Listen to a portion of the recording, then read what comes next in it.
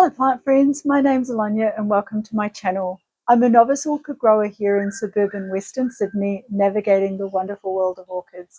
I'm learning how to grow these beautiful plants so that they thrive here in my somewhat wacky subtropical climate, and then I share what I learn along the way with all of you, Southern Hemisphere style of course.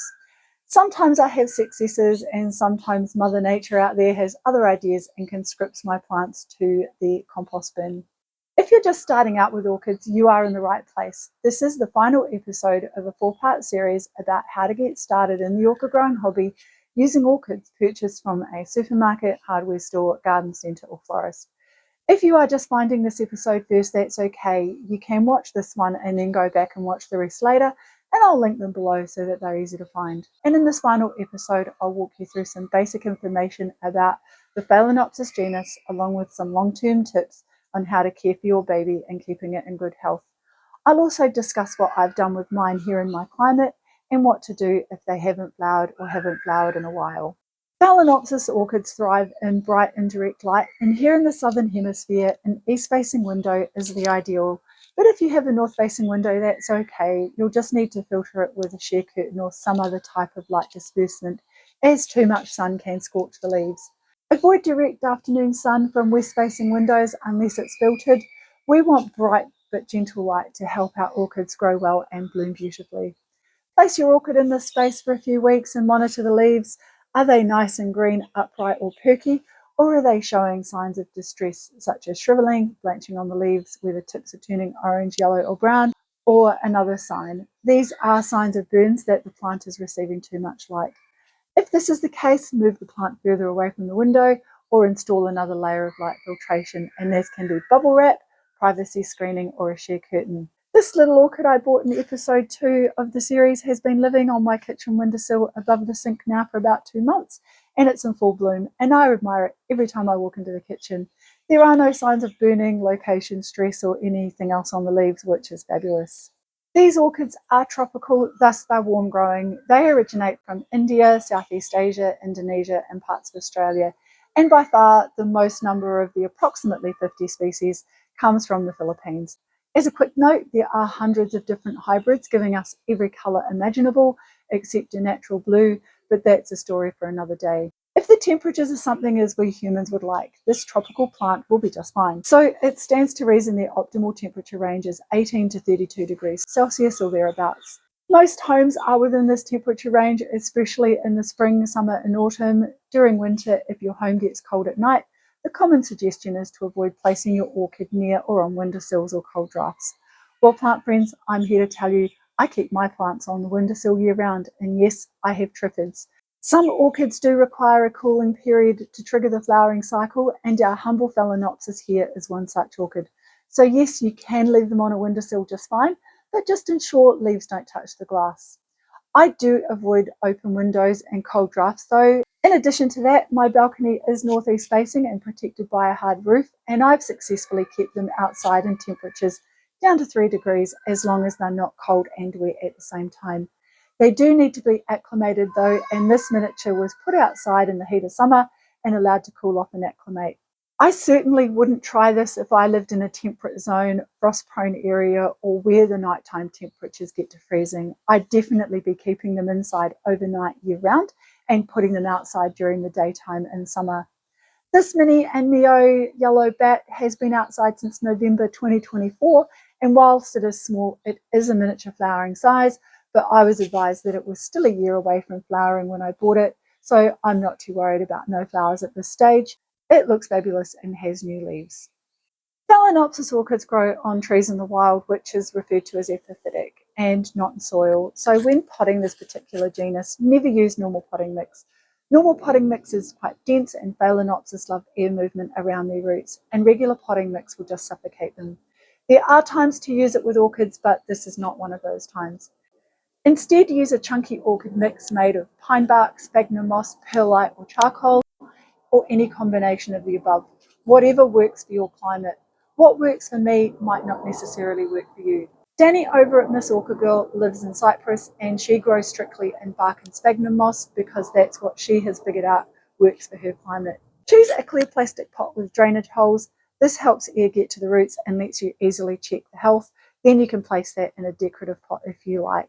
You will hear that Phalaenopsis roots will photosynthesize, and yes, this is true, but it's never going to be as much as what the leaves can do for the plant.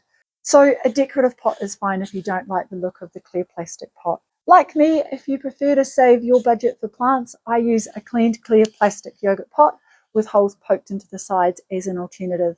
I simply poke the holes in the sides using a soldering iron to create a water well style pot, which holds a small amount of water in the bottom of the pot. And this works very well as demonstrated by this plant here. For the humble beginner orchid grower, a clear pot is a good way of monitoring the hydration of your Phalaenopsis.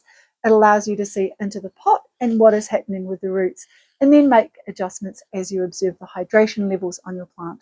Water when the buried roots turn a silvery grey. This is often once a week in summer and every 10 to 14 days in winter, depending on your home's humidity. I water my Phalaenopsis weekly year round, but I just remove the amount I give them in winter. I don't typically measure. I just use a Nylex pump spray bottle and count to 7 in the summer and 4 in the winter. And what this looks like is that the water drains out the bottom of the pot in summer, but not in winter. Also, all of my pots are in humidity trays, and the excess water collects in the tray and then evaporates to elevate the humidity surrounding the plant. Never leave the plant pot sitting in water. That will just promote root rot. If you don't have your pots in humidity trays, that's okay. Just remember to tip any runoff down the sink. It smells so bad when the roots in the media start to rot. I have a couple of videos about this and I'll link one of them here. Healthy roots are green when hydrated and silvery grey when they're dry, and they should be firm and plump to palpate. If you see desiccated brown roots and they're mushy, they are rotting and likely need to be trimmed with sterile scissors when repotting. This plant has already had some rotting roots removed because it was left swimming in water for days, and I caught it just in time. If there are roots growing outside the pot, that's normal. That is just your orchid doing its thing. I love seeing these aerial roots, and yes, I miss these with a regular spray bottle. It takes energy to grow roots, and rambling roots is a sign of a plant wanting to live its best life. Word to the wise, however, these roots will adhere to whatever the plant is growing in or on, including glass and tile, so you might just need to keep an eye on them. I apply fertiliser year round, but in winter I reduce it to monthly or when I remember, and that's because this group of plants don't have a rest period per se. They simply may slow down their growth cycle. I use a hybrid fertilising technique, which includes a liquid fertiliser at half to quarter recommended dilution every 2 weeks during the growing season, which is spring through early autumn, and for us here in the southern hemisphere, that's September to April. In late autumn and winter, I ease back on the fertilising as the plant may slow down its growth.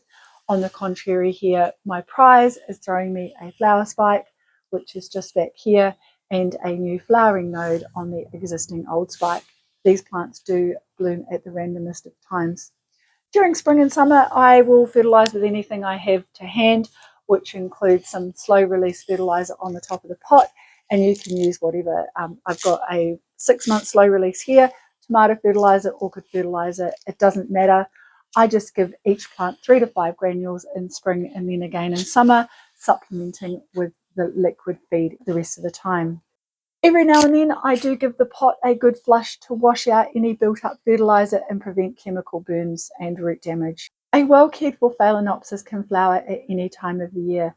Phalaenopsis flowers are famous for their longevity, but when your orchid finishes flowering, which it will, you can do one of the following. If the flower spike is still green, you can cut the flower spike off just above an undeveloped node to encourage a new branch. Or if the flower spike is brown all the way down, just cut it off at the base. Just don't forget to use sterilised scissors or secateurs to do this. To encourage reblooming, give your plant cooler night temperatures for a few weeks with a 5 to 6 degrees Celsius cooler night temperature than daytime temperature. You might try this around late summer to early autumn when it's naturally a bit cooler in the evenings. If your plant is particularly stubborn and not reblooming, put it outside where it gets direct early morning sun and protected for the rest of the day. It might not be getting enough light. Here on my balcony, I get 3 main bugs. I get mealy bugs, which are a white fluffy bug. I get scale, which appear as brown bumps, and I get spider mites, which are tiny little red mites that cause speckled leaves. You can treat them by dabbing them with rubbing alcohol, wiping them off with a cotton bud, or using a stiff bristle paintbrush, or use a neem oil like this one here. They all require slightly different treatment, but once I have treated them for whatever is munching down on my plants, I do keep a jar of humble cinnamon on hand to dab over any open wounds. This is to dry the area out and prevent any unwanted bacterial or viral infections. Before I apply the cinnamon though, I do like to use a medical grade alcohol wipe. I work in health and I acquire the expired stock from work, but because they can't use them doesn't mean I can't. The plants don't care. So watch also for signs of rot, especially in the cooler months. Mushy black stems, black spots, or a foul odour can mean overwatering or poor drainage. Leaves are like your orchid's report card. Yellow lower leaves are the oldest leaves and are quite normal and shed naturally. Yellow top leaves may mean too much sun or overwatering. Wrinkled limp leaves may mean dehydration and the roots aren't working, or the plant has lost its roots due to the dying back of the roots. Black or brown patches may be fungal or bacterial and should be removed immediately. Healthy leaves are firm, upright, and a medium green. Dark green leaves often means not enough light, while pale yellowish green might mean too much light. Now, at the beginning of this video, I mentioned the growth cycle of a Phalaenopsis, and I've broken this down into 7 main parts, with part 1 not something you would not normally consider, and that's the seed stage. Not visible to home growers, in the wild Phalaenopsis seeds are microscopic and require a symbiotic fungus to germinate. In cultivation, orchids are grown from seeds in sterile flasks in labs, and this process can take 2 to 4 years before getting to a blooming size. At home, you'll usually start with a mature plant or seedling in a nursery pot like this little Dracula here. Stage 2 is the vegetative growth, and that is where the orchid focuses on growing leaves and roots. New roots emerge from the base and may grow into or outside of the pot. They also might point downwards and do look a little bit different from a flower spike, and when you've seen both, the difference is very obvious. Healthy roots are thick, silvery grey when dry and green when moist, and orchids grow slowly with a new leaf each year that may take months or weeks to develop. Provide your orchid with indirect light, water only when the roots are silvery, and fertilise every 2 to 3 weeks in the growing season. Flower spikes emerge as temperatures cool slightly, and they begin to grow from between the leaves like this little one here. The spike tends to grow upright or arched, forming nodes along its length where flowers will emerge. Your job is to keep conditions consistent. Don't move or rotate the plant too much, or the spike may twist. The spike will grow towards the light, and continue gentle feeding and watering as normal. The next phase is bud development, and buds begin forming on the spike starting from the tip. Flowers then open one at a time, and as a general guide can last 4 to 12 weeks each. The flower spike on this greenwood snakeskin is now over 12 months old and has only had 1 flower for about 5 months, which it has also started giving me a new spray at the tip. If a flower is pollinated, it does collapse very quickly and a seed pod starts to form. A healthy Phalaenopsis can have 6 to 20 blooms per spike depending on age and care. As a bonus for me, this one is very sweetly scented. Keep the plant in a stable environment, avoid drafts, intense sun or dry air. Don't touch the buds as the orchids can bud blast, which is dropping the unopened flower buds due to stresses. While the bud is forming, if you are a bit fussy like I am, you can choose to use an orchid food such as a Manutech Bloom Boost, which is higher in potassium, which helps the flower spike formation. Just remember to use the same 1/2 to 1/4 strength dilution. After blooming, the spikes begin to dry from the tip downward. If your plant has finished flowering, as in there are no flowers on the spike, leave it alone unless it is displaying clear signs of deterioration. I only cut the flower spikes when the entire length of the spike is dried and desiccated and has gone brown. You can cut the spike just above a node that has not yet produced a flower to encourage a secondary bloom, or if it's completely brown, just cut it off at the base.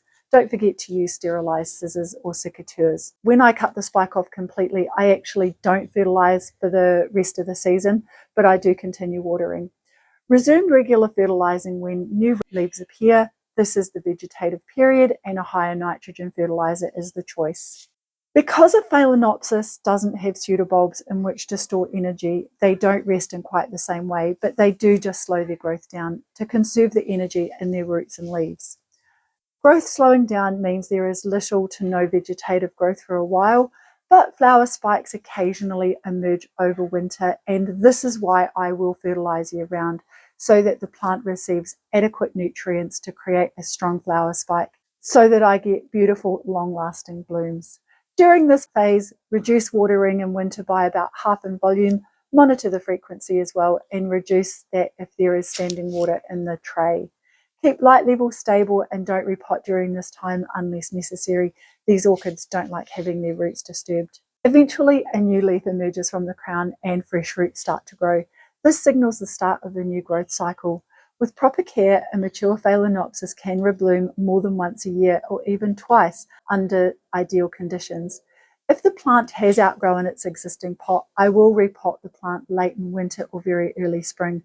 I usually do sort my pots and requirements over winter so that when it's time to repot, I can do all of the plants at the same time. Resume regular fertilising and watering at the vegetative state and get ready for another flower spike as the season shifts again. Remember that these can produce a flower spike at the randomest time, and be amazed that you've kept your plant alive for a few seasons, and don't forget to talk to your plant. Mine like music, especially AC/DC and Mozart. Now, there is a bonus stage, and this is where the plant decides to propagate itself, not by seed, but by keiki. Keiki is simply the Hawaiian word for baby. Now, there are two types of keiki, and the most common type is a flower spike keiki, where you will see an entire new plant forming, including roots growing from a node on the flower spike. The second is a more unusual type called the basal keiki, where a new plant develops from the base of the mother plant, like this one here. And propagating keikis is outside of the scope of this video, and I won't go into too much detail, but I wanted to show you what this basal keiki looks like. So there's a plant here and a new plant here. Keikis to me are somewhat more exciting than flowers, and I'm always excited to see a keiki. You might hear the phrase, but the plant's dying and it's trying to save itself. Well, plant friends, I'm here to say sometimes that might be true, but also that the plant might have enough energy and decide to have a baby because it can. My plant here with a basal keiki is perfectly good and healthy, and now I have the opportunity for 2 flower spikes. So if your plant creates a keiki, it's a free plant. Well, plant friends, thank you for joining me on this journey of some basic care for supermarket or hardware store Phalaenopsis plants. Phalaenopsis orchids are beautiful and are surprisingly simple to care for once you know what they need and understand what it is you're looking at. Once you have your care regimen sorted, they will reward you with sprays of beautifully coloured flowers that can last for months on end, sometimes even a year. As a plant in general, they're also fairly forgiving and will tolerate a certain amount of neglect. Just remember that if you buy or receive such an orchid as a gift, you should apply care in short bursts to get the best out of your plant. If you would like to follow along and see what happens with my plant with the basal keiki, then please do press the subscribe button with the notification bell turned on. And if you found this video useful, please do press the like button. It helps me to know I should make more videos like this. If you have any questions or even a reblooming success story, please do share it in the comments below. I'd love to hear how your orchids are going. For now, happy growing, enjoy your plants, and remember, your plants are always going to surprise you. See you all next week. Bye-bye.